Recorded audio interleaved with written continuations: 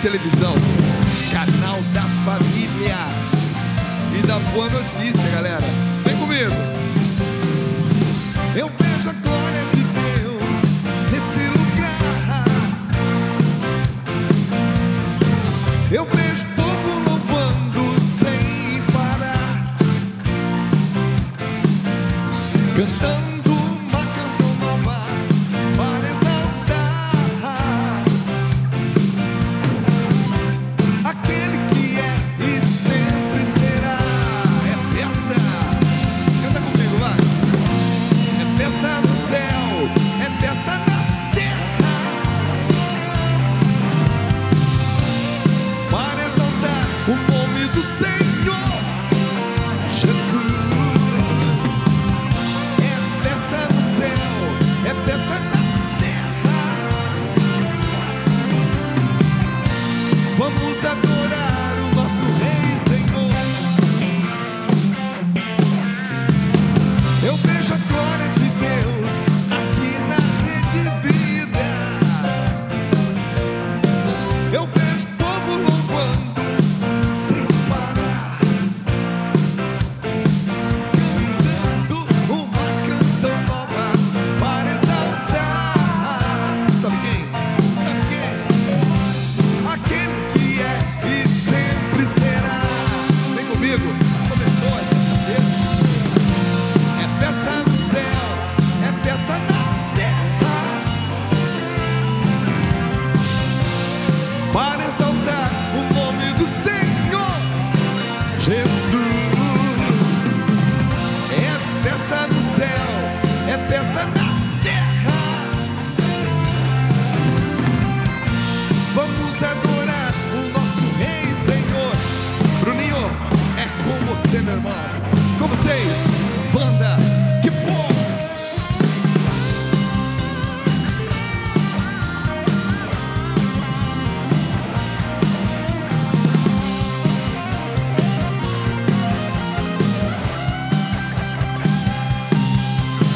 O louvor liberta nossa alma,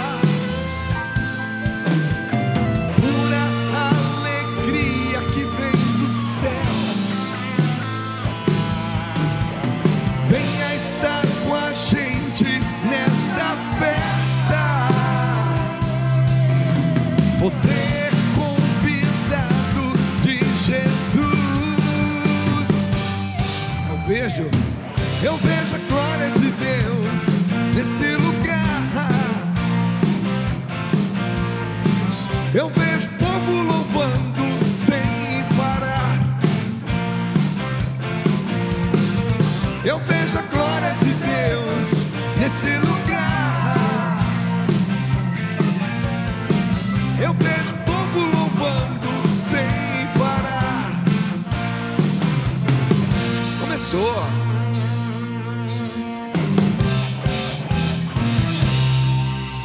Boa noite, galera de todo o Brasil. Começando mais um programa, acredite, aqui na Rede Vida de televisão, canal da família, da boa notícia. Falar em boa notícia hoje, o nosso convidado, ele tem muito a ver com essa parte, né, da frase, né? Boa notícia.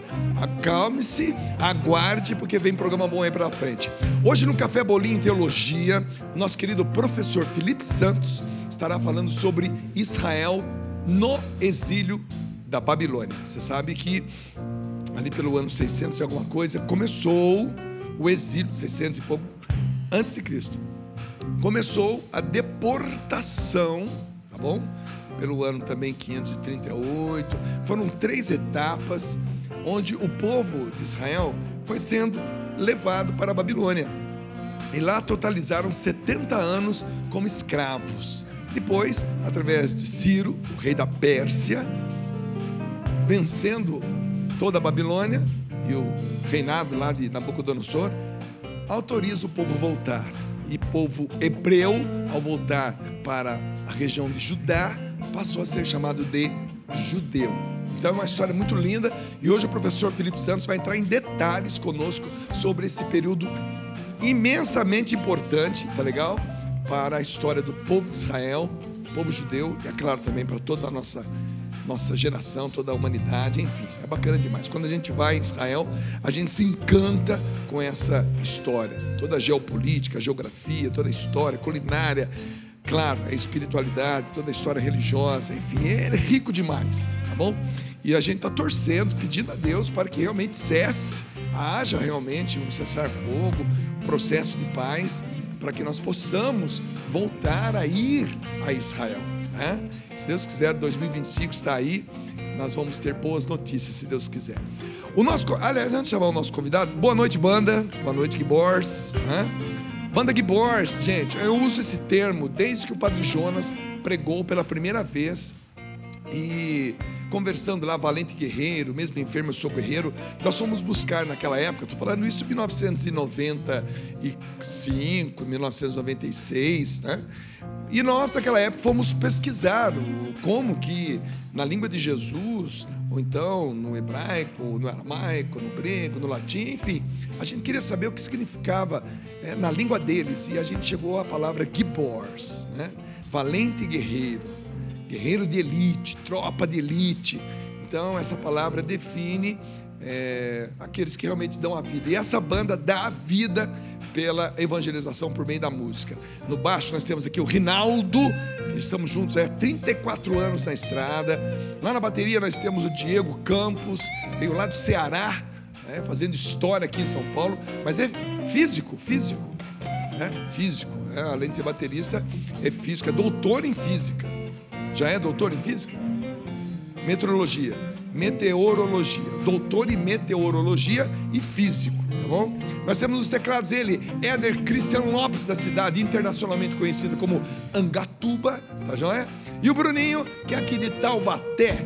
Essa é a banda Gibors, que faz história pelo Brasil já há 34 anos. É brincadeira, né? É legal demais. Então com essa banda a gente começa mais um programa Acredite. Hoje aqui conosco é bacana demais quando eu tenho a oportunidade de entrevistar alguém da casa, alguém que faz história aqui na casa, que tem um trabalho aqui na casa. E ele, olha só, repórter e âncora do programa Frente a Frente São Paulo, que vai ao ar todas as segundas-feiras a partir das 22h30 aqui na Rede Vida. É sempre depois do programa Batismo de Fogo. Então você está comigo e com o Padre Marcelo Rossi nas segundas-feiras, das 8h30 às 10h30 da noite. E logo em seguida já começa esse Frente a Frente São Paulo, e ele é o apresentador oficial do programa, e hoje vai falar para nós sobre a importância do jornalismo no contexto da evangelização, tá bom? Vem para cá, meu amigo Hugo Rocha, chega mais, meu irmão. Que honra. Que legal, cara. Muito obrigado, viu? Pô, entrevistar um jornalista, isso aí é uma responsabilidade muito grande. Que honra, que honra. Obrigado pelo convite. Que legal. Foi muito gostoso quando você propôs para que eu viesse aqui falar um pouco sobre o jornalismo, o programa, a missão da Rede Vida na comunicação. E acompanhando você na introdução do programa, eu fiquei muito feliz, você citou ali o que vai ter no programa, no Café com Bolinho, né? A explicação. Sim, Café Bolinho e Teologia. E eu achei muito magnífico, porque é um momento para aprender cada vez mais, né? A gente tem que sempre aproveitar os espaços para aprender. Então, no minuto que eu fiquei ali, eu já aprendi um pouco com você. É muito legal, não, é bacana.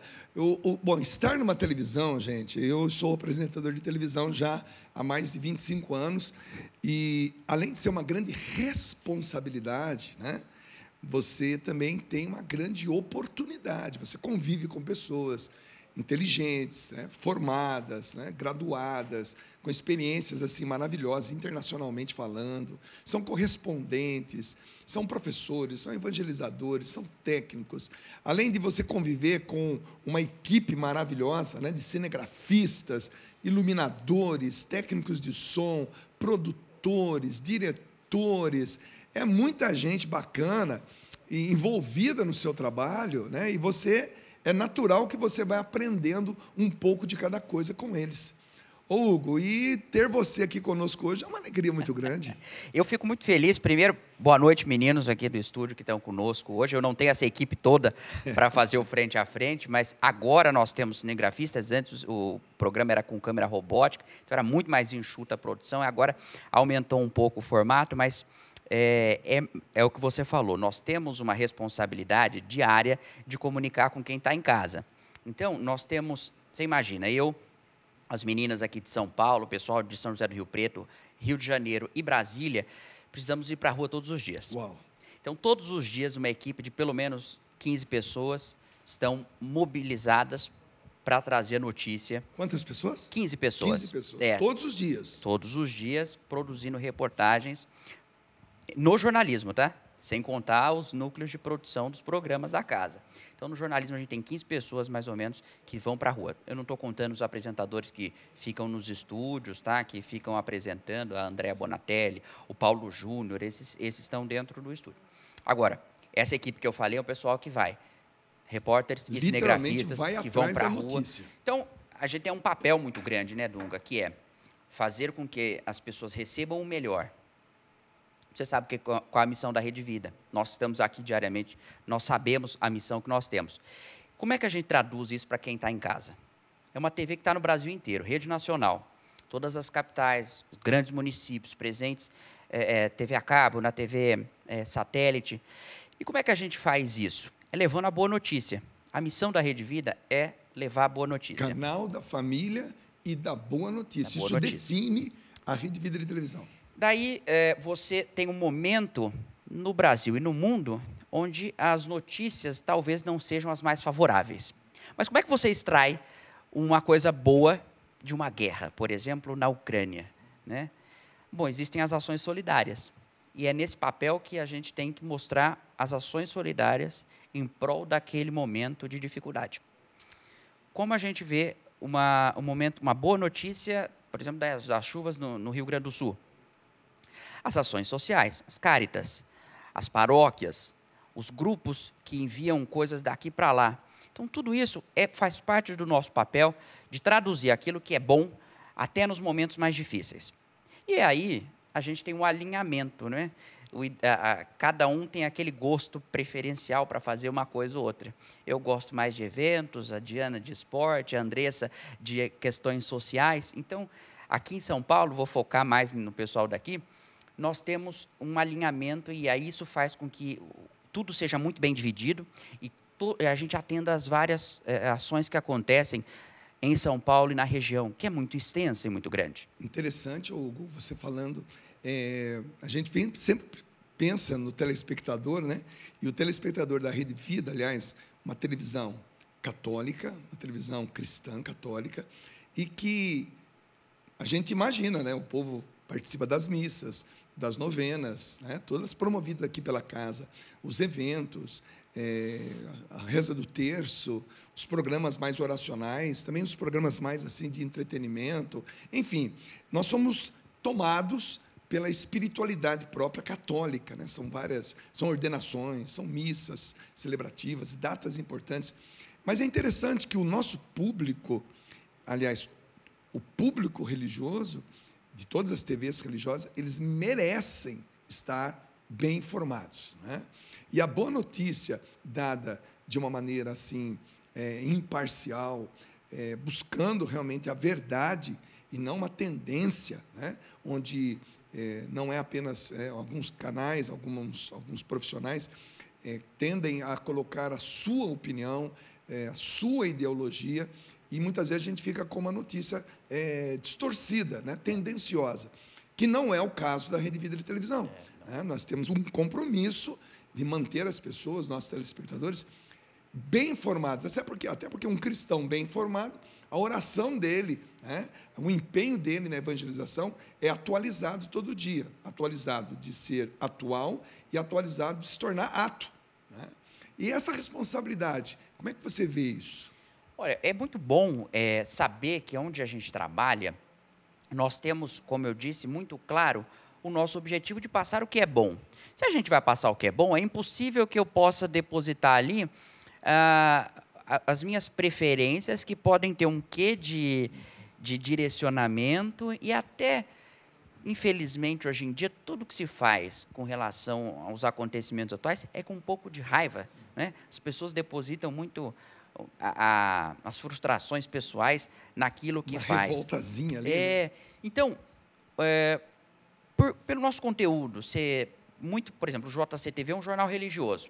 Então, ali não tem porquê ou não tem como você fazer uma coisa tendenciosa e opressiva. No Jornal da Vida, com base naquilo que a gente tem feito de melhor, no caso das assistências sociais, que a Andressa geralmente cobre, um lado mais social, a Diana, as questões esportivas, tudo isso estou falando para o Jornal da Vida. E eu, nas questões de eventos que tenho feito, a gente consegue traduzir isso, Dunga, de uma forma muito serena e fazendo com que, se num evento tiver um lado ou outro, os dois lados vão falar. A casa é uma casa ecumênica. Então, se eu vou num evento e tem um rabino, eu converso com o rabino. Se tem um líder de uma igreja neopentecostal, a gente entrevista o líder da igreja neopentecostal. Ele vai ali falar sobre aquele evento específico, sobre aquela pessoa em específico, e vai falar bem. Então, a gente tem portas abertas para falar o que é bom. Isso a gente pega quando a gente tem um entendimento com a dinâmica do local. Eu aprendi isso muito facilmente, muito rapidamente na Rede Vida. O entendimento, repete essa frase. O entendimento e o aperfeiçoamento daquilo que a gente tem de um canal. Por quê? Eu cheguei na Rede Vida e eu já entendi a missão que o senhor João Monteiro criou lá atrás, que o Neto Luiz Antônio pregam até hoje, para que a gente faça isso de uma forma muito natural e muito objetiva. Entende? Eu não peço porque não é necessário, porque eu sei o limite. Por exemplo, eu entrevistei um rabino, um líder religioso neopentecostal num lançamento que eu fui. E eu não precisei pedir autorização para eles para fazer essas entrevistas. Por quê? Porque eu sei que a resposta deles converge com o nosso propósito. A boa notícia, falar coisas boas, e não tem apologia, eles não estavam fazendo nenhuma manifestação com relação à fé deles. E se tiver também, somos ecumênicos, a gente está aberto a ouvir e expressar aquilo que há de melhor no mundo. E aí você me perguntou sobre como não fazer um jornalismo direcionado, né? A Rede Vida vai fazer 30 anos agora em 2025. Nós temos um jornalismo imparcial, um jornalismo aberto. Se alguém quer falar, nós estamos de portas abertas. A gente tem essa missão sempre. E o cristão, ele tem que ter a obrigação de saber aquilo que acontece de forma verdadeira e não ser alienado, como você mesmo falou. Eu acho que aprender o que tem de melhor, você me ensinou um pouquinho aqui na introdução do programa, você não se fecha. Eu estou aberto a aprender pela televisão, estou aberto a aprender por um e-mail que eu recebo, por um livro que eu leio, ou por uma matéria que eu assista. Eu acho que quem está em casa também tem que derrubar as barreiras que talvez nós tenhamos criado de um tempo para cá, sabe? Nós somos seres que evoluem, gente.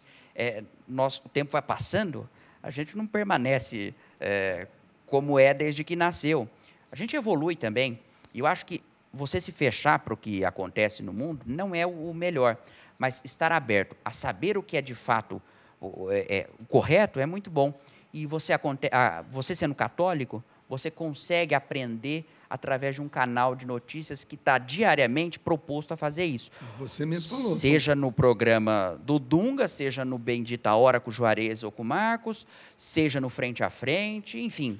E você citou aí 15 pessoas, né? Uma equipe que diariamente, veja bem, 15 pessoas que diariamente vão atrás da notícia, vão apurar, né, aquilo que vai nos vários jornais e vários tipos de jornais que nós temos na casa. E é interessante você em casa saber e entender o seguinte: o mundo anda, né? O mundo gira, né? As coisas acontecem.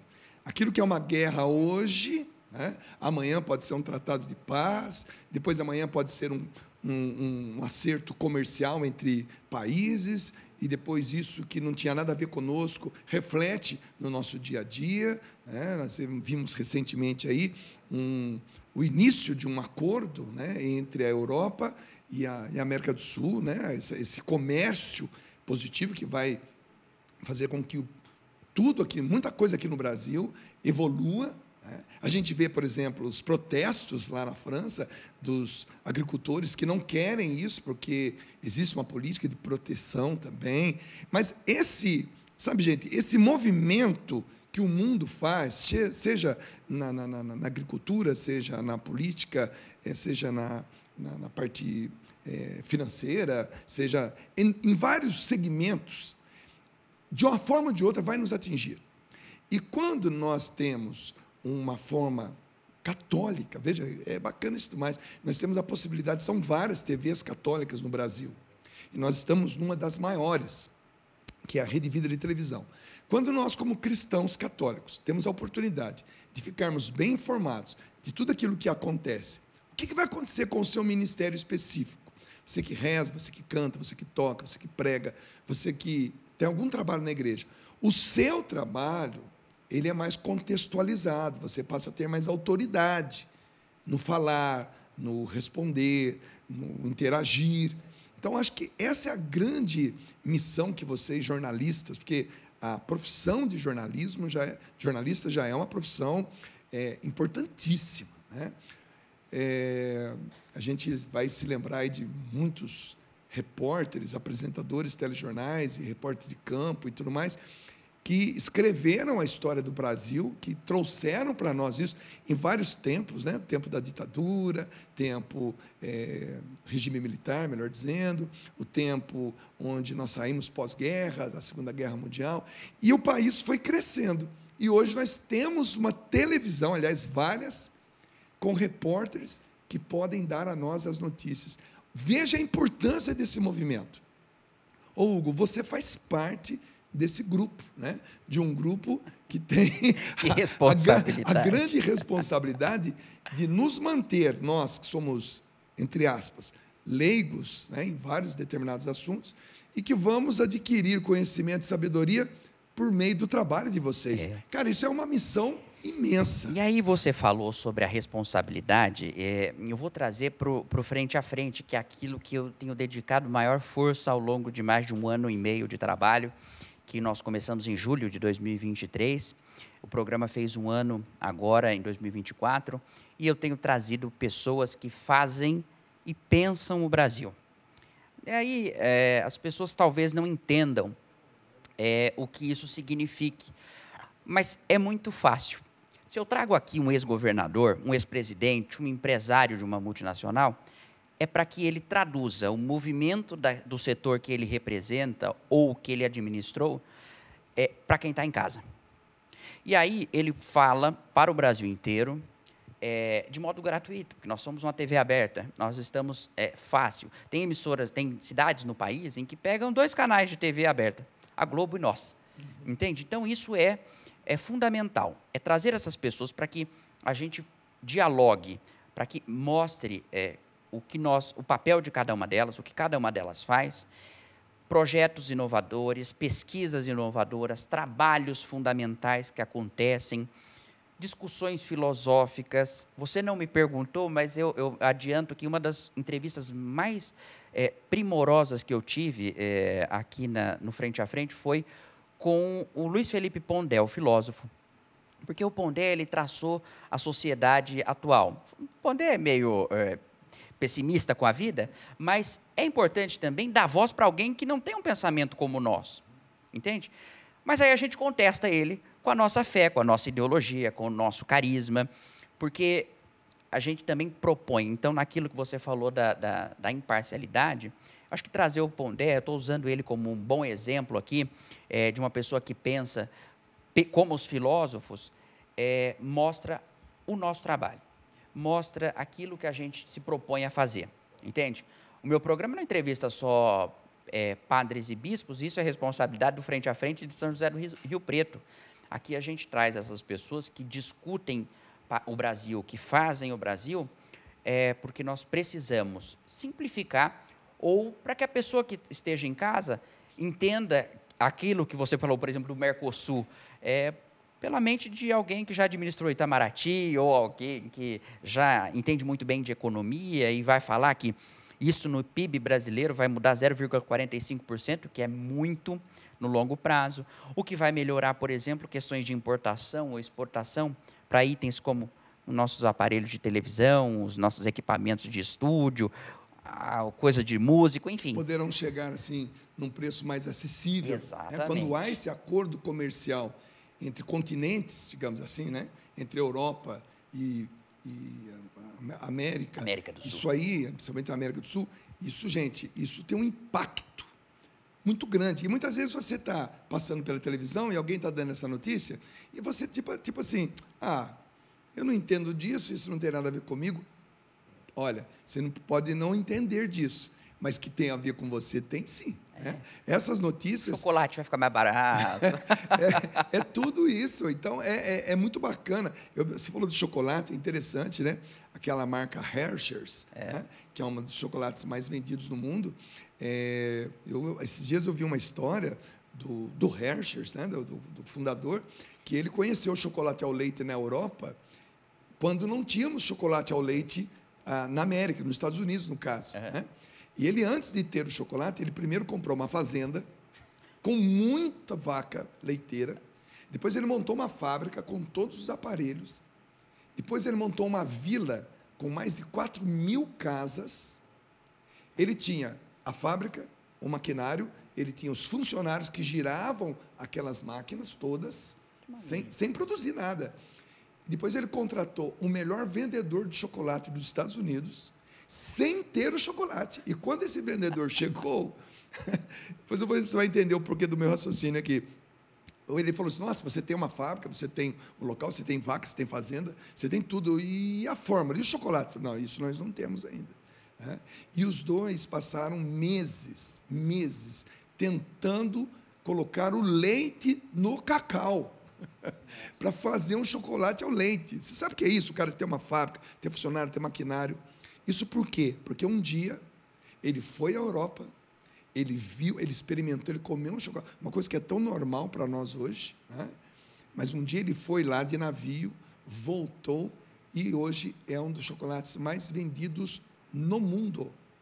Então, só para você entender que esse comércio e essa relação, ela é muito importante. A gente entrou nesse assunto, por acaso, porque tem sido a notícia atual para nós. Mas o quanto isso intervém na vida do cotidiano das pessoas. E quem é que traz isso para nós?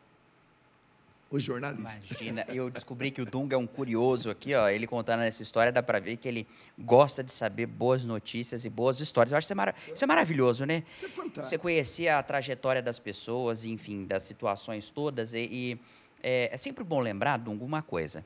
Quando a gente recebe os convidados no frente a frente, eu sempre pergunto para ele, ou quando mediado por uma assessoria, o que a pessoa quer falar. O Dunga quer falar sobre a trajetória dele? O Dunga quer falar sobre música, sobre evangelização na música, sobre turnê?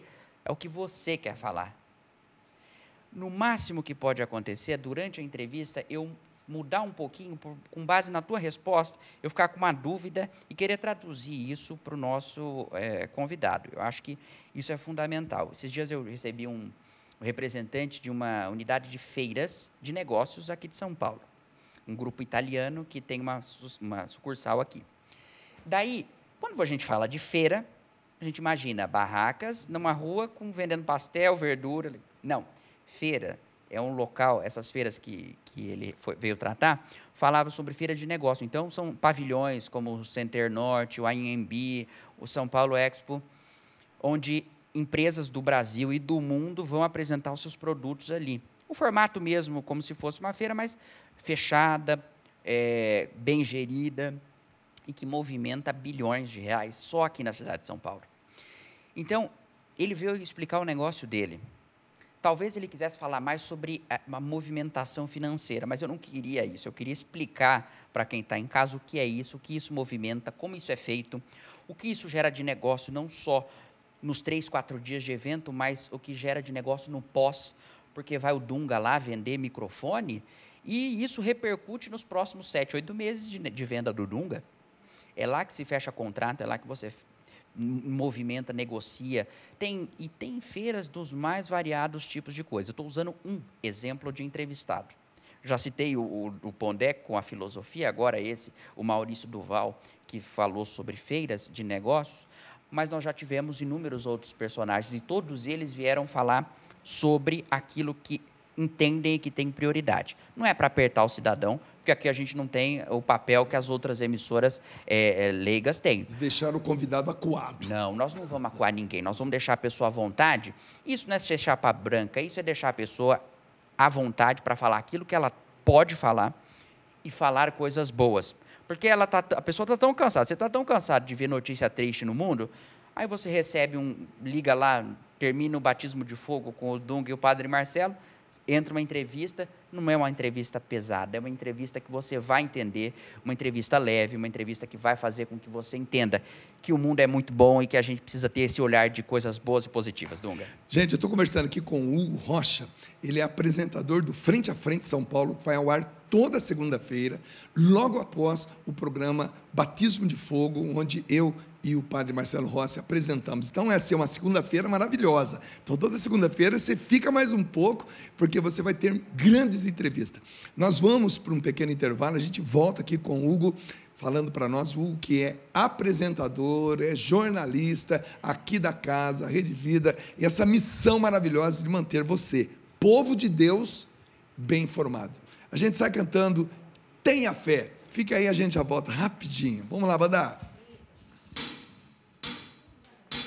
Mantenha sua fé viva. Mantenha sua fé lá em cima. Um homem de fé, uma mulher de fé. As coisas maravilhosas.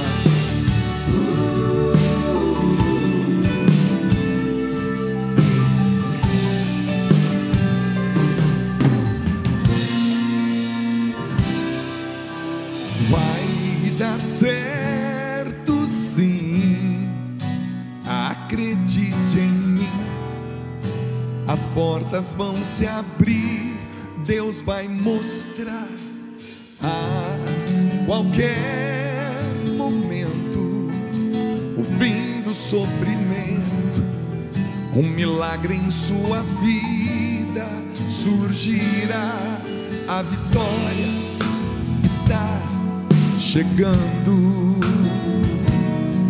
sua vida Ele está transformando. Tenha fé, não duvide, o impossível é possível ao Senhor. Tenha fé, acredite, Deus começa a receber o seu clamor, Deus começa a responder o seu clamor.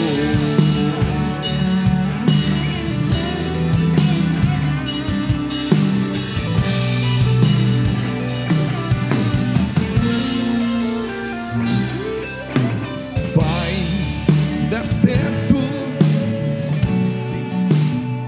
acredite em mim, as portas vão se abrir, Deus vai mostrar a qualquer momento o fim do sofrimento, um milagre em sua vida surgirá, a vitória está chegando, sua vida Ele está transformando.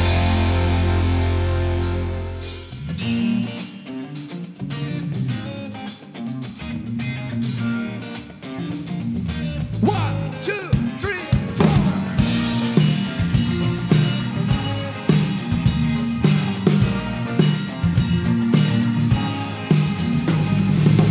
Deus tem um jeito de falar, irmão, tem um jeito de ouvir, um jeito de fazer sentir o amor, sabe a causa de sua dor, mesmo antes de eu falar, me acolhe tudo e sabe interpretar, mesmo antes de eu chorar, me enxuga a lágrima que quer me afogar. Yeah.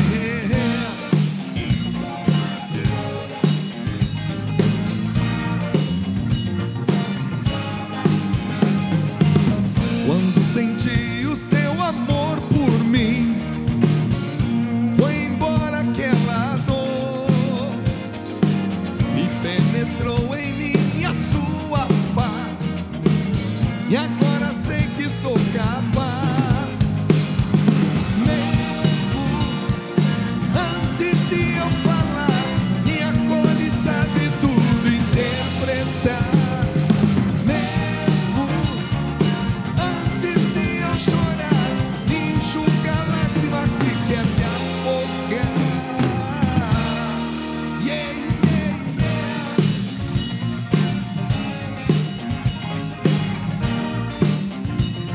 a banda Gui Borges, é com vocês agora, vamos lá.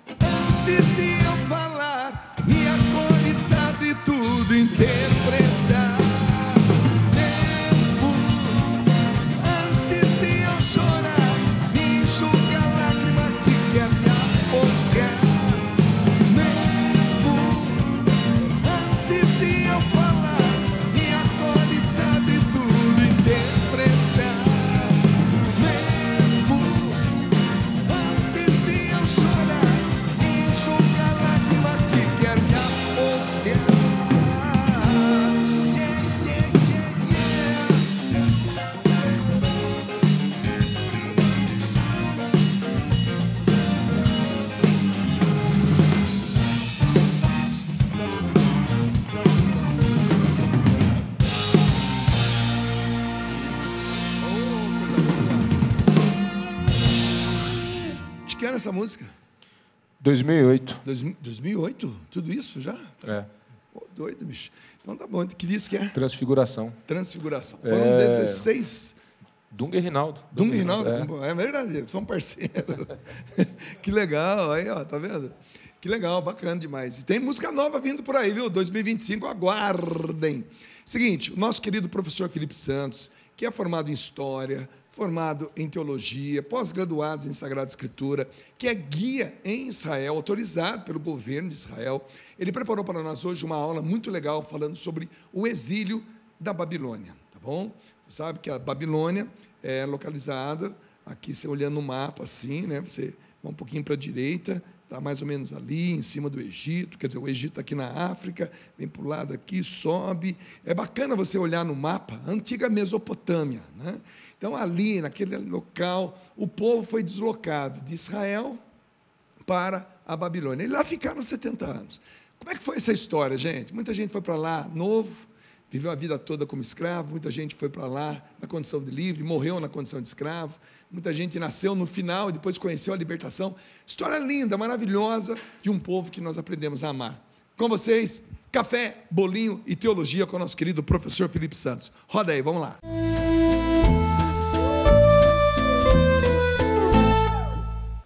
Olá a todos vocês que nos acompanham aqui na Rede Vida, o canal da família.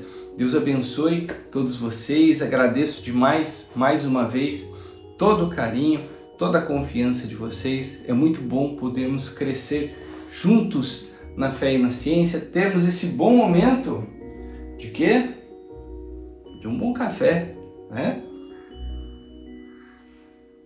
Tá quentinho, acabou de sair, bom demais.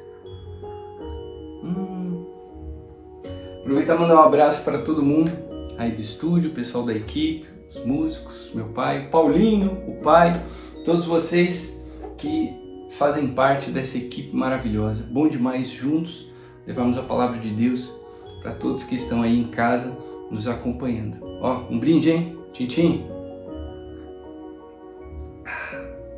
Hoje vamos falar sobre um período muito interessante que nós começamos a ver, aqui uma das passagens que mostra esse início de vida muito difícil do povo de Deus.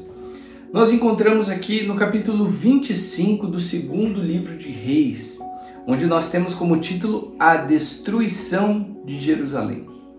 Então, o que acontece aqui? Olha só que interessante para refletirmos a respeito disso. Nós teremos o apogeu da civilização do povo de Israel com Salomão. Nós temos o primeiro rei ali, Saul, mas no próprio livro de Samuel nós vemos os problemas que nós teremos com Saul, por isso a eleição de Davi. Também teremos alguns desencontros familiares ali, mas Davi consegue unificar o seu povo, expandir todo o território. Com Salomão nós temos uma visão diferente a respeito desse reinado, nós temos a construção do templo, nós temos enfim, o povo que chega a um outro nível, um outro patamar, e com outras relações com os povos vizinhos. Então é o momento, é o de ápice. A partir daí nós teremos posteriormente a divisão do reino e o enfraquecimento desta nação.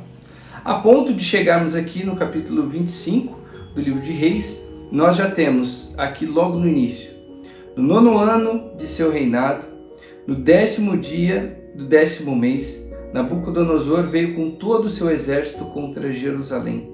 Levantou o seu acampamento diante da cidade e fez aterros ao redor dela. O cerco da cidade durou até o 11º ano do reinado de Sedecias. No 9º dia do 4º mês, como a cidade se tivesse apertada pela fome e a população não tivesse mais o que comer. E aí começa a falar sobre toda a dificuldade, as brechas abertas ali, a tomada da cidade, a tomada do templo, e a partir daí Israel começa a viver, podemos dizer que 2 tipos de exílio. O exílio territorial, porque muitos vão para a Babilônia, vão recomeçar a vida, e também um exílio espiritual. O templo de Jerusalém agora era o coração dessa cidade. Durante muito tempo, profetas, começando lá com Moisés, de maneira mais formal, nós temos uma ponte entre o povo e o seu Deus. Nós temos objetos como as tábuas da lei, como o cajado de Arão, a arca da aliança, a tenda da comunhão, o grande tabernáculo. Nós tínhamos uma liturgia crescendo, uma classe sacerdotal que aos poucos foi sendo formada, até que chegamos nesse ponto em que esse povo de Deus vive a sua ruína. E começa aí um tempo novo de servidão, de escravidão, mas não no seu próprio território, no território de um povo pagão. E vemos mais detalhes também no livro de Daniel, quando ele mostra ali também a situação do seu povo perante a um outro governador, a outras regras, e tudo isso começa a fomentar ali no povo questões a respeito de Deus.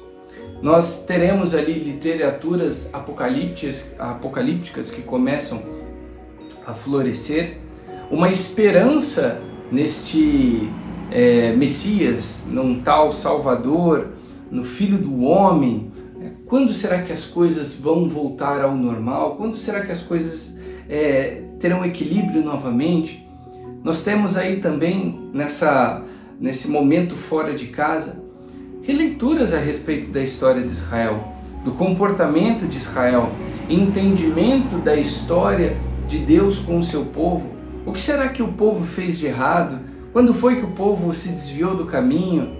Teremos aí necessidade também de produções intelectuais, porque muitas vezes aquilo que poderia ser vivido de maneira a apelar pela tradição oral, agora isso precisa ser escrito para que não seja perdido. O povo fica muito tempo no exílio da Babilônia, e vamos lembrar que naquele tempo a expectativa de vida não era como hoje. Então muitas pessoas morreram no caminho, muitas pessoas morreram antes de voltar para casa, e muitas pessoas já nasceram em terras estrangeiras, já não conheciam a sua terra natal, o lugar de onde a sua família veio, já começavam a ter mais raízes na Babilônia do que na Terra Prometida. Então veja, nós temos uma transformação cultural muito grande, e é interessante que é neste tempo, podemos dizer que também é um tempo de deserto. Para muitos, um silêncio de Deus, para muitos uma forma de repensar a vida, recomeçar, viver de maneira diferente a fé, uma oportunidade de defender mais ainda a fé, porque agora ela está muito mais sujeita a contaminações, a misturas culturais. enfim. É um deserto, é um exílio que constantemente nós vivemos. Muitas das vezes situações nos levam para longe de Deus, levam o nosso coração para longe de Deus, levam a nossa mente para longe de Deus. E é longe de Deus que nós precisamos refazer muita coisa, repensar muita coisa para nos mantermos ligados a Ele e sabermos que nós temos uma casa, nós temos uma pátria, nós temos para onde voltar. Nós não podemos simplesmente aceitar ficar longe de Deus, ficar em terras estrangeiras.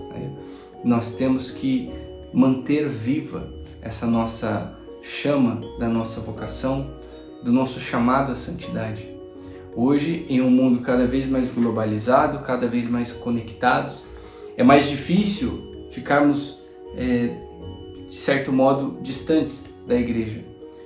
Não por causa de internet ou por causa de questões geográficas, mas temos tantas distrações também no mundo que o nosso coração vive um exílio, vive um deserto. Não vamos deixar que essas situações nos levem para longe de Deus.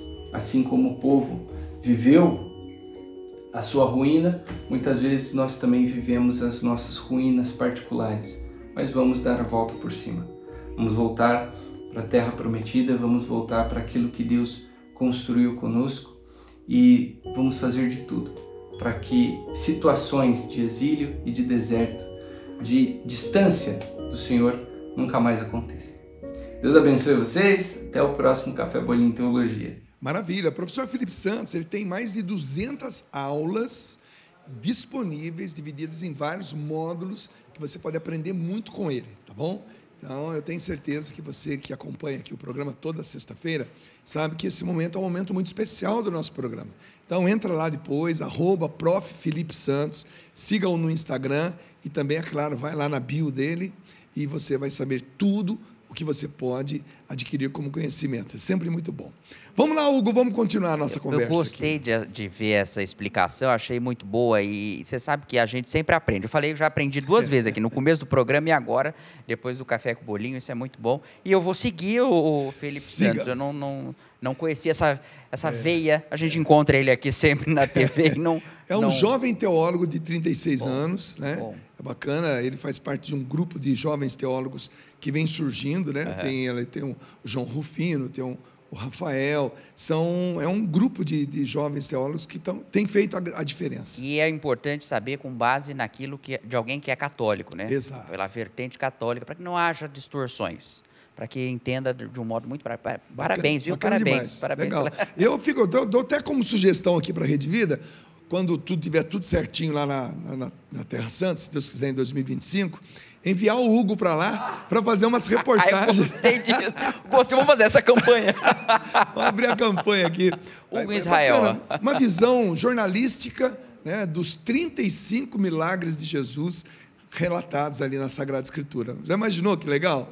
Bacana, hein? Isso, hein, Dunga? O que estava acontecendo no mundo naquela época, quem eram os reis, os líderes, os generais espalhados pelo mundo, o que estava acontecendo no mundo, né, na época de Jesus. Já teve essa curiosidade? Muito legal, né? Porque a gente foca, muita gente acha que as coisas só estavam acontecendo ali, há 2000 anos atrás. Gente, existe um mundo inteiro funcionando com seus reis, com seus imperadores, com seus líderes, com seus filósofos. Então, existe todo um contexto, né? E ali, naquele pedacinho de terra chamado Israel, estava acontecendo a grande virada da humanidade, a CDC. Né? Então, é muito bacana. Quem sabe um dia a visão de um jornalista nos contando tudo isso iria agregar muito conhecimento para nós. Hugo em Israel 2025. Bom, vamos lançar essa campanha. Hugo em Israel em 2025. Hugo, quando você sentiu esse chamado para ser jornalista? Quando que você se encantou por essa profissão? Dunga, a minha mãe, ela dizia o seguinte, ela dizia que eu, desde pequeno, quando meu avô perguntou o que você quer ser quando crescer, eu falei jornalista, e ele ficou muito decepcionado, porque ele não queria, achou que eu fosse seguir uma coisa. Você era pequeno, então, criança? Eu era muito pequeno, eu não me recordo dessa história. E minha mãe, infelizmente, já faleceu, meu avô também, não podem mais contá-la. Mas ela disse que ficou surpresa, porque ninguém tinha incentivado aquilo em casa, mas eu tinha falado aquilo para ele. E, enfim, me dediquei sempre, mas a lembrança que eu tenho de ter despertado para gostar muito do veículo de televisão, porque dentro do jornalismo existe TV, rádio, antigamente jornal era uma coisa muito forte, quando eu entrei na faculdade. Então, eu gostei muito de televisão e eu lembro o período que foi isso. O Silvio Santos tinha um programa que as pessoas iam responder sobre um tema específico. E um determinado cidadão foi lá responder sobre novela. E ele começou a falar, as novelas referidas lá, citadas durante o programa, era TV Tupi, TV Excelsior, TV Manchete. E aquilo me falou, mas o que é isso? Que TV que é essa que eu nunca assisti? E eu perguntava para eles não tinham informação. Porque não é do cotidiano, não é de saber das pessoas. Aí eu fui atrás e comecei a pesquisar, já tinha ali uma coisa de internet, dava para saber. E eu comecei a me fascinar por um cidadão chamado Francisco de Assis Chateaubriand Bandeira de Melo, Assis Chateaubriand, que foi o homem que trouxe a TV para o Brasil. E com base nisso, eu comecei a gostar cada vez mais de televisão. Você foi na raiz. Fui. Na raiz da história. E aí você começa a descobrir que o cara não só trouxe a TV para o Brasil, como ele revolucionou a impressão de revistas, com a revista Manchete, ele mudou todo o sistema de impressão de gráficas brasileiras. Ele foi um político também, enfim. A vida dele tem um lado que foi bom para o país, né, de trazer a TV e revolucionar a comunicação, né, tendo inúmeras rádios, TVs e jornais. Mas tem um lado duvidoso politicamente, mas não vem ao caso. Mas é uma figura admirável do Brasil, que o brasileiro deveria conhecer. Comecei a conhecê-lo e eu falei, eu preciso trabalhar com televisão, eu preciso trabalhar nesse negócio fascinante, né? Que era consumir meus dias, né? Daí eu falei, como que eu faço para me tornar algo para que eu esteja na vida das pessoas que estão em casa e eu quero fazer o que fizeram comigo. De uma forma ou de outra, eu aprendi alguma coisa. Impactar pessoas como você foi impactado com o Assis Chateaubriand. E aí eu falei, bom, tenho que buscar como que eu faço para trabalhar em televisão. Ou era rádio, TV ou jornalismo. Como eu morava em Nova Independência, no interior de São Paulo, eu não tinha uma faculdade de rádio e TV próxima. Mas eu tinha uma faculdade de jornalismo em Araçatuba ou Presidente Prudente. Acabou que eu fui para Araçatuba, para o jornalismo. E quando eu cheguei no jornalismo, eu não tinha jornalistas como referência. Engraçado que eram só apresentadores mesmo de programas de entretenimento. Então, nós tínhamos ali... Tem um jornalista que eu não considero ele como um jornalista, mas ele é de formação e no conteúdo que ele produz, que é o Amaury Júnior, mas ele era ainda muito sutil. Quando eu ingressei mesmo na faculdade, as referências eram Silvio, Hebe, Fausto Silva. Então, eram esses três os ícones ali de que eu admirava. Eu falava, a maneira como eles conduzem é muito boa. Aí o Amaury, que a gente sempre assistia em casa, e ele tinha uma leveza, não é? Ele levava conteúdo que não se aprende na faculdade, tá? Você não aprende a fazer entrevista em evento, um colunismo social, que o Amaury sempre fez muito bem. Isso você não aprende na faculdade. Ele ia para essas entrevistas que estavam no limite ali, né? Você tinha os programas de fofocas, né? E você tinha o Amaury Júnior, que ele dava um certo glamour, respeitabilidade, confiabilidade naquilo que ele estava fazendo. Ele não se deixava ir apenas pela fofoca em si. Ao contrário, ele extraía da pessoa que estava em alta, né, o melhor dela. O melhor dela, exatamente. E aí, o porquê que a Amaury faz isso? Porque ele é formado em Direito e Jornalismo, tá? Então, ele tem essa bagagem, sem contar as referências ao longo da vida que ele sempre adquiriu. E aí, ele foi ali, talvez a maior influência. E eu digo que até hoje o Amaury segue sendo a melhor referência que eu tenho. E não tenho vergonha, sabe? Porque... Que legal, é bacana reconhecer isso. Não tenho vergonha, eu acho também maravilhoso. Gosto muito do trabalho o jornalismo social, o colunismo social é magnífico. Eu já fui colunista social de jornal, é perfeito, eu gosto. Não tem quem faça muito, né? Porque até as redes sociais tiraram um pouco dessa questão. Mas é bom que haja, porque é o contraponto daquela coisa do jornalismo mundo cão. na porta da delegacia, num acidente, numa tragédia. Eu não combino e nunca gostei disso. Eu não sou a favor disso. Mas tem quem gosta e consuma.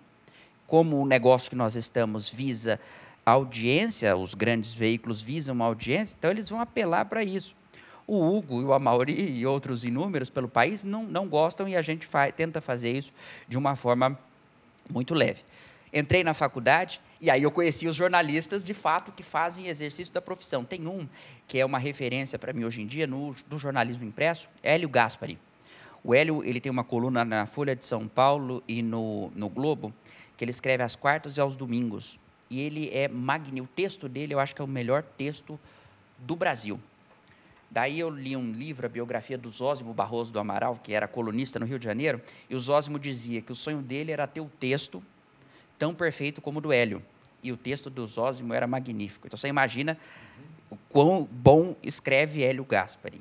Sem contar a bagagem de história de Brasil que ele tem. Escreveu livros sobre o período do regime militar, escreveu livros inúmeros. O Hélio é uma figura de referência.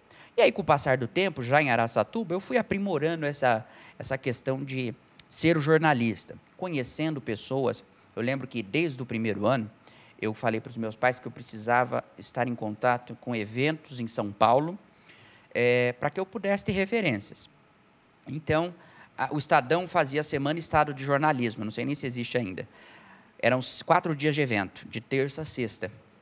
Então, eu vinha para esses eventos e eu tive a oportunidade, no primeiro evento, estar diante de um jornalista muito famoso, que era ele é conhecido como o Papa do jornalismo brasileiro. Eu me esqueci o nome dele agora. Perfeito a minha memória para esquecer nomes, eu esqueci. Por favor, Mayara, procura para mim, enquanto eu falo o nome dele. Ele é uma referência do jornalismo brasileiro. Ele tinha um programa na TV Cultura, ele estava diante dos jornalistas e de uma simplicidade magnífica. Lá ele alertou, o jornalismo precisa mudar. Os jornalistas precisarão competir com a velocidade da internet. Porque hoje em dia, no Brasil, não é necessário ter diploma para você ser jornalista. E aí, quando você... Basta apenas uma capacitação, digamos assim. Ou nem isso? Nem isso. Nem isso. E aí isso criou um grande problema para o Brasil e para o mundo.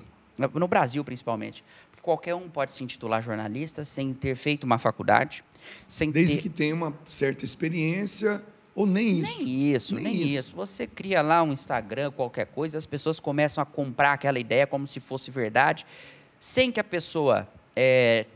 você tenha objetivos claros, sem que você saiba qual o objetivo daquela pessoa. Então, de um tempo para cá, a coisa ficou muito, muito perigosa. Então, por isso que o nosso papel de jornalista, num veículo de comunicação, aumenta o peso, fica muito maior. Por quê? Porque nós temos um compromisso de falar primeiro a verdade. Compromisso com a casa, né, com, por exemplo, a Rede Vida, a Bandeirantes, todos os canais de televisão têm ali uma história, né? Tem um patrimônio histórico, de história mesmo, de fundadores e tudo mais. Não é uma pessoa que ocupa o cargo de jornalista que vai colocar tudo isso em risco. Então, por isso a responsabilidade de vocês. E eu acho que, assim, com o passar do tempo, eu fui sentindo o peso dessa responsabilidade. Porque quando você está no interior, você começa a entrevistar as pessoas ali e vai se deparando com situações e momentos que mostram como aquilo é significante para você, para a vida das pessoas. Então, a matéria que eu fazia sobre o serviço, do horário de funcionamento, do posto de saúde no feriado, atingia de um modo inimaginável as pessoas que dependiam do posto de saúde. E aí, não é só a questão do privilégio de poder entrevistar o Dunga, que foi apresentar um show em Araçatuba, porque, pessoalmente, isso é um privilégio. Eu tive a oportunidade de entrevistar a Marília Mendonça, Jorge Mateus, Anitta, um monte de artistas que, para os jovens, isso é magnífico. Mas, e aí, o que isso, de fato, beneficia a pessoa? Quão impactante é essa entrevista? Que agrega na vida de uma agrega? É maravilhoso para o currículo, mas você precisa de algo mais. Então, por isso que eu faço hoje em dia, eu tenho esse compromisso de fazer com que aquilo que eu faço não seja pura e simplesmente por interesse pessoal ou por privilégio que eu tenho aqui de entrevistar os maiores nomes do país. Eu tenho que fazer com que aquilo que eu faço seja impactante para quem recebe. Que tem um efeito na casa da pessoa simples, né? Da pessoa que já adquiriu muita cultura, a pessoa que entenda do assunto, a pessoa que ignora totalmente aquele determinado assunto, mas que vai ser importante e impactante na vida dela. E eu acrescento, né? Isso dentro de um veículo sério, grande, de um alcance maravilhoso, como você mesmo disse. Existem lugares no Brasil que só pegam 2 canais abertos, Globo e Rede Vida. Existem muitas situações como essa. E aí, de repente, você tem um canal genuinamente católico, com profissionais que realmente podem te manter, né, bem informado e ligado nesse movimento, né, do Brasil, nesse movimento do mundo, política, geopolítica, a parte de economia e tudo mais. Gente, isso é tão importante quanto a evangelização. Ele é tão importante quanto a evangelização. Porque eu sou da escola de Padre Jonas Abib e Padre Léo, que liam jornais diariamente. O café da manhã do Padre Léo era assim, e eu presenciei isso. Ele tinha 3 jornais, 2 revistas, um livro de cabeceira, a Bíblia, ainda tinha um livrinho de piada ainda. Todos os dias, Padre Léo, ele lia todas as manchetes dos jornais, todas. Ele percorria lá o Estadão, a Folha, enfim, né? Ele tinha 3 revistas, Carta Capital, Isto É, Veja. Ele tinha a Bíblia. O café da manhã dele demorava umas 3 horas. Depois que ele se informava, ele levantava e ia evangelizar. Olha a diferença, né? Então, esses homens, eles municiavam, né? Eles se municiavam de informações para poder evangelizar o mundo. Então, uma pessoa bem informada é uma baita de uma ferramenta na mão de Deus. Quem não se informa é manipulado pelos outros, né? Então, você tem que saber o que acontece, não só na sua comunidade, por isso os jornais locais são muito significativos, mas no mundo, né? Não precisa se aprofundar, às vezes, porque você não tem um tempo suficiente para isso. Mas conhecer o básico daquilo que acontece é muito fundamental. E o jornalista que eu falei, o Alberto Dines. O Alberto Dines era uma figura de uma simplicidade, de um conhecimento gigantesco. Ele tinha um programa na TV Brasil chamado Observatório da Imprensa, que ele fazia uma análise do trabalho do jornalista. Ele é uma das figuras muito impactantes para o jornalismo brasileiro. Então, desde o primeiro ano, eu vim para São Paulo em todos esses eventos para me capacitar e conhecer pessoas que fizessem o jornalismo na prática.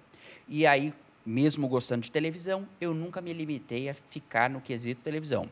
Sempre busquei no lado do impresso, no lado do rádio, conhecer pessoas que fazem a diferença e atuam de um modo que faz com que as pessoas se conectem. Então, por que o Dunga é uma pessoa querida no Brasil todo? Porque o Dunga ele consegue conversar com dos 5 aos 50 mil anos. Então, qualquer pessoa vai entender o que você fala. Então, você precisa entender, o jornalista ele precisa entender o seguinte: se eu falo para alguém. Eu falo para o público da Rede Vida, eu sei as pessoas que nos recebem em casa, então eu tenho que falar para essas pessoas. Não adianta eu querer chegar aqui e falar num formato de TikTok ou de Instagram para a juventude, porque muitas vezes essas pessoas estão lá no TikTok e no Instagram, não é para elas que eu quero falar para quem está em casa e nos acompanha aqui, pela televisão, pela Rede Vida, porque nós somos um canal que é fidelizado na casa das pessoas. E a gente só percebe isso quando a gente vai para a rua, quando a gente vai para os eventos, e aí você recebe testemunhos de pessoas que você nem imagina, que falam assim: poxa, você não sabe, eu estou em casa, eu estou zapeando lá os canais, eu vejo, rezo com vocês um pouquinho, dou sequência. Mas peraí, você trabalha lá? Lá não só tem padre? Eu falo: não tem só padre, não. Tem jornalista, tem cantor, tem pregador, tem apresentador, e que não são apenas religiosos de sacerdócio, não. Também são pessoas que têm nós temos a nossa fé católica, mas que realizam um trabalho para além das orações, né? Basicamente. O que você diria hoje, Hugo, você que fez uma carreira, quanto tempo já de profissão? Eu formei em 2015, vai fazer 10 anos. Olha, 10 anos, 10 anos formado, Tô 10 velho. anos jornalista. E quanto tempo aqui na Rede Vida? 2 anos. 2 anos. Fez 2 anos agora em novembro. Volto a dizer, você quer ver o Hugo em ação? Então, toda segunda-feira, o programa chama-se Frente a Frente São Paulo, tá bom? Ele vai ao ar logo em seguida, quando termina o batismo de fogo, comigo e com o padre Marcelo Rossi, já entra o Hugo lá, sempre com uma personalidade fantástica desse cenário, né, que é a notícia no Brasil, em São Paulo, no Brasil e no mundo, tá bom? O que você diria para aquela pessoa que está hoje dando o primeiro passo, sonhando em ser jornalista, um dia ser um apresentador de jornal, ser um redator, ser um repórter de rua, aquela pessoa que está entrando na faculdade de rádio e TV ou de jornalismo hoje? O que você poderia dizer para ela? Vida é movimento. Movimente-se, converse, dialogue, se paute pela verdade, não é? Busque aquilo que você de fato quer. Eu adoro ver as pessoas fazendo o que elas gostam, porque eu faço o que eu gosto. Então, quando você faz o que você gosta, não existe limite, Dunga. Existem dificuldades, porque a vida é assim. Mas se você precisa estar em movimento, fazer o movimento acontecer e sempre se esforçar. Eu acho que ter fé é uma coisa fundamental. Eu sempre tive fé naquilo que eu me dediquei. Em alguns momentos, eu tendia a desistir. Mas quando a gente está naquele momento de tentar desistir, naquele momento é que a fé ela está viva. A gente nunca pode deixar a chama da fé apagar, para que você consiga, nesses momentos, buscar e encontrar a força para seguir em frente. Antes de chegar na Rede Vida, é muito legal contar isso aqui rapidinho, eu queria desistir de televisão, eu falei, não quero mais fazer isso, eu vou fazer concurso e vou viver uma vida tranquila, sem ter... E aquilo, minha família, tudo bem, se é o que você quer, tudo bem. Não deu uma semana, a reviravolta aconteceu. Eu encontrei o Luiz Antônio, uma série de outras ocasiões pontuais do sistema mesmo, de eu não poder sair de Rio Preto, porque as rodovias estavam fechadas para vir fazer como é que chama aquele negócio? A entrevista de emprego. Eu falei, não vai dar certo. Mas deu. Faz 2 anos que eu estou aqui. Em 3 meses de emissora, o Neto me propôs fazer o Frente a Frente. Que legal. E agora temos novidade para 2025, talvez. Então, o empenho, é a fé. A fé fez com que eu não desistisse naquele momento. É a fé que faz eu seguir em frente, propondo e fazendo as coisas, e o movimento. A vida é movimento, nós temos que nos movimentar, fazer as coisas acontecerem. Você pode ter certeza que na sua vida, se você pensar, você fez isso inúmeras e faz isso até hoje, né? É verdade, é verdade. Como é que é o nome do nosso jornalista esportivo mesmo? William Lopes? William Lopes.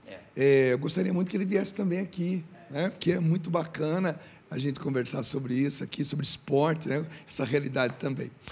Meu querido Hugo, obrigado por ter aceito o nosso convite. Eu que agradeço. Obrigado, Mai, ter trazido o Hugo aqui. É gente da casa, é uma alegria para nós poder trazer alguém que já está fazendo história com vocês. E, enfim, a gente está cada vez mais amigo, irmão, parceiro, companheiro de trabalho. Isso para levar para você a certeza de que quando você sintoniza aqui na Rede Vida de Televisão, você está em contato com uma equipe maravilhosa, boa, volto a dizer, cinegrafistas, iluminadores, operadores de áudio, produtores, diretores, apresentadores, jornalistas. É uma família, realmente, é bacana demais. O clima é top. Obrigado, Deus abençoe. Obrigado mesmo. E até a próxima, se Deus quiser. Agora você precisa ir no Frente a Frente, tá Nossa, bom? Seria legal. Vamos levar ele lá para contar. Vamos falar sobre Israel. Magnífico, eu adoro esse tema. A minha experiência, as 45 vezes que lá estive. 45? Meu Deus! Eu não vou nem perguntar em quantos anos isso foi feito, porque não se pode perguntar a idade das pessoas. Mas, Dunga, obrigado. Você faz um trabalho maravilhoso aqui na Rede Vida. Quando eu entrei aqui, minha mãe ficou muito feliz. Eu entrei no dia 16 de novembro de 2022. Ela faleceu 14 de dezembro do mesmo ano. E ela ficou muito feliz. Ela falou, nossa, você está perto do Dunga? Eu falei, claro. Padre Marcelo também. Todo esse time que nós temos aqui, ela sabe que eu trabalho, né? Porque ela já partiu, mas a gente sabe que ela acompanha. E é maravilhoso. Eu me sinto parte deste time.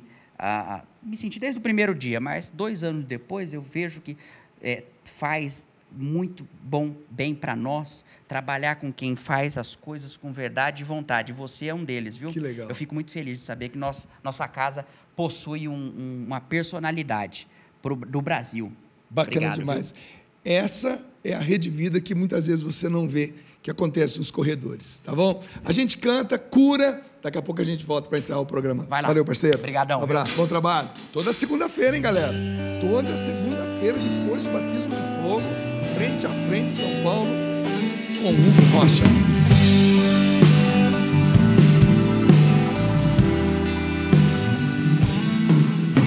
Hoje pedi a Deus para curar meu corpo, o fim do sofrimento, uma intervenção, coisas que herdei, vícios que adquiri, limites que vejo em mim, mas não nasci assim.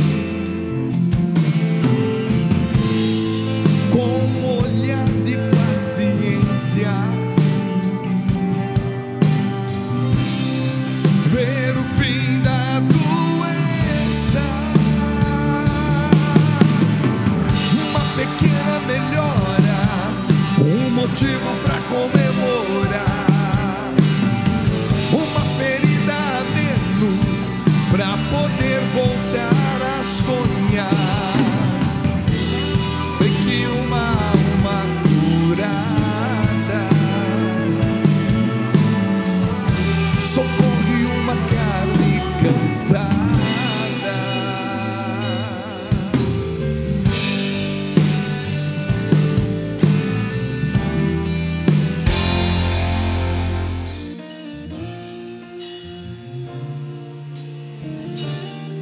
Todos precisamos de misericórdia. Todos. Senhor, aqui estamos para te louvar. Senhor, aqui estamos para te adorar. Unidos num só coração, nos rendemos a ti. Te louvamos, te adoramos, suplicamos a ti. Te louvamos, te adoramos, suplicamos a ti. Vem, cura-nos, Senhor, vem, liberta-nos, Senhor, manifesta o teu poder neste lugar. Majestoso é Senhor, soberano é Senhor, misericórdia infinita em ti está.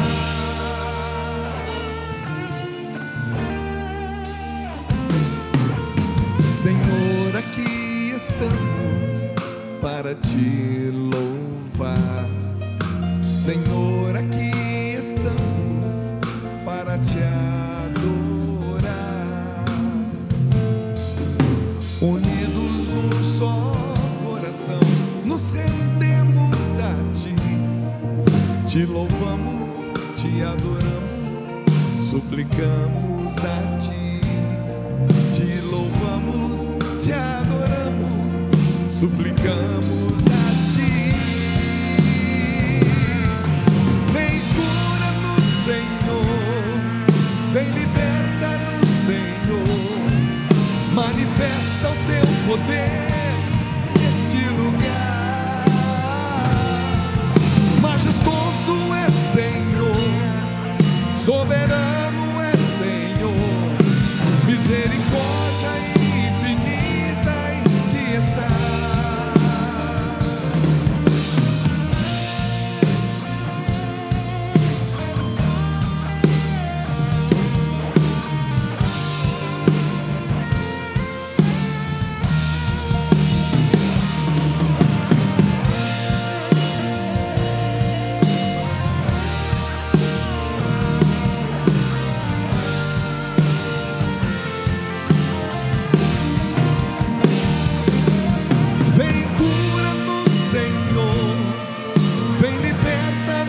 Senhor.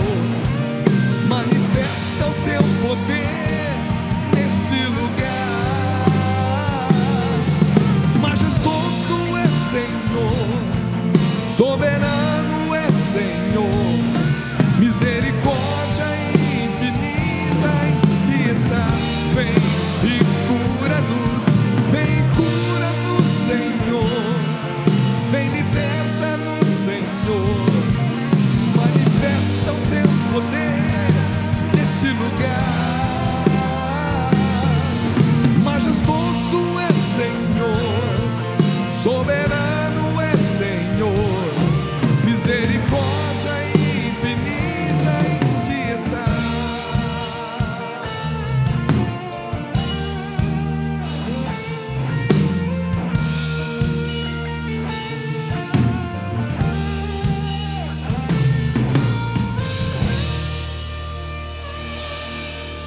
E a misericórdia do Senhor, ela precisa acontecer entre nós.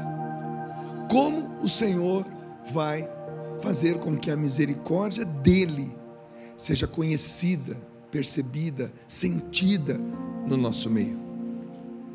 Isso vai acontecer quando nós formos os canais dessa misericórdia. Sempre existirá alguém do nosso lado precisando da nossa ajuda. Sempre. Por mais pobre que sejamos, por mais despreparados que estivermos, sempre alguém vai se aproximar precisando de algo que nós podemos dar. E as misericórdias vão sendo percebidas, sentidas, usufruídas no nosso meio, por meio do amor que Deus coloca no nosso coração por um pobre, um andarilho, um doente, um encarcerado, um pecador, conhecido pelo seu pecado. A misericórdia, meus irmãos, é para ser exercida. Muitos de nós, atrás de um pré-julgamento, de uma condenação, nós evitamos que esse clima maravilhoso de amor concreto aconteça entre nós. Portanto, eu te convido, é final de ano, convido você a exercer misericórdia.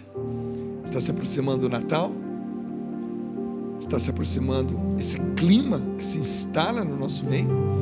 Por isso eu lhe peço, se abra a essa possibilidade de ser um canal da graça de Deus para alguém que esteja precisando. Porque um dia nós vamos morar no céu. Esse dia vai chegar.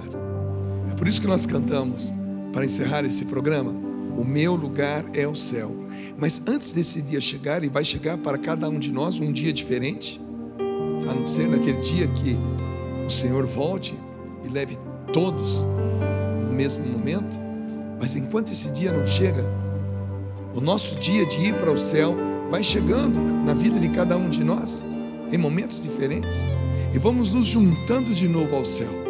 Por isso eu canto para você: o meu lugar é o céu. E até a semana que vem, se Deus quiser.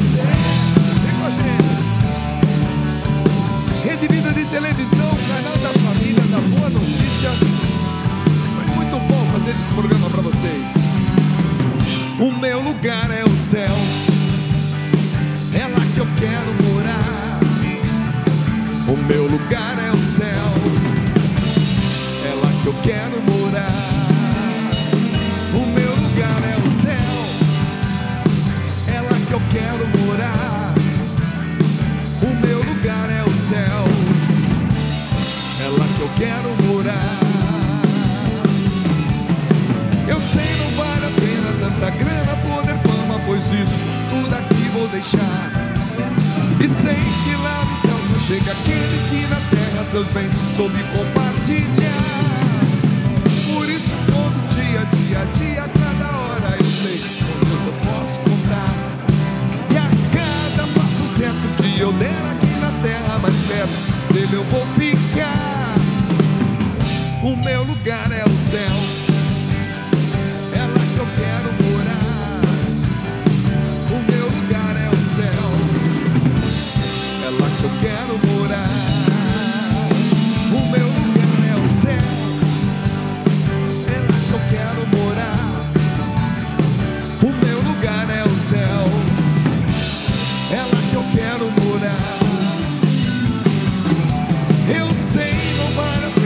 nada, grana, poder, fama, pois isso tudo aqui vai ficar. E sei que lá no céu só chega aquele que na terra seus bens soube compartilhar.